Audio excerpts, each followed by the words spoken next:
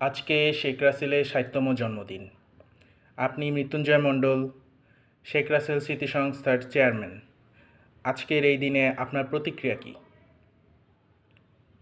শেখ রাসেল ১৯৬৪ সালে ১৮ই অক্টোবর টঙ্গিপাড়ায় জন্মগ্রহণ করেন।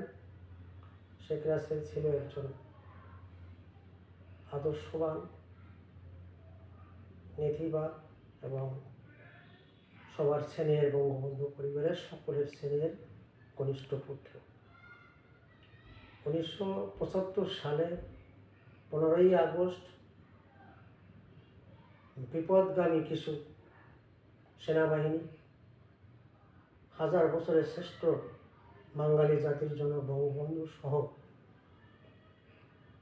বঙ্গবন্ধুর কনিষ্ঠ পুত্র শেখ রাসেলকেও ওই দিনে নিহত করে। আজকে আমি এই শেখ রাসেলের জন্মদিনে শেখ রাসেলের প্রতি বিনম্র শ্রদ্ধা নিবেদন করি। আমি ১৯৭৫ সালে ১৫ই আগস্ট মিডিয়া নেতৃবৃন্দ এবং দেশবাসীর কাছে আহ্বান জানাই, ১৯৭৫ সালে শিশু শেখ রাসেলের কী অপরাধ ছিল। আমি শেখ রাসেল স্মৃতি সংস্থার পক্ষ থেকে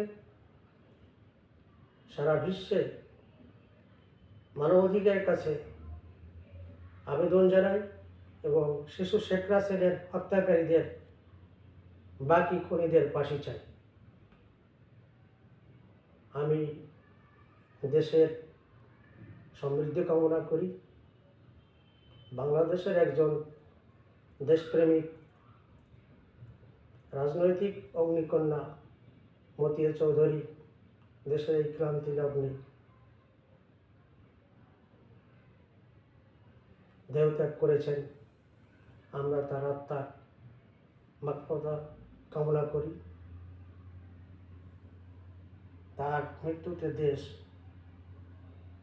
অনেক ক্ষতিসাধিত হয়েছে। উনি অত্যাধিক সৎ নির্ভীক রাজনীতিবিদ ছিলেন।